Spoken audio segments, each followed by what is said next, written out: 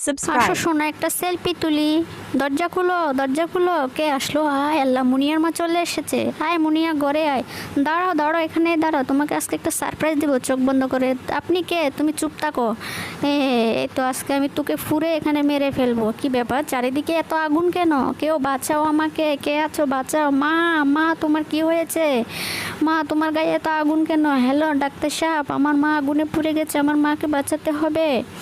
Doctor, আমার মাকে ভালো করে দিন। তারপর মুনিয়ার একটা বোন হলো, ডাক্তার বলল, মুনিয়া তোমার মা মারা গেছে। মা তুমি খুব মিস করি। বোনকে নিয়ে এখন আমি কি করব, অসহায় হয়ে গেলাম। রাস্তার পাশে দাঁড়িয়ে দাঁড়িয়ে চকলেট বিক্রি করি।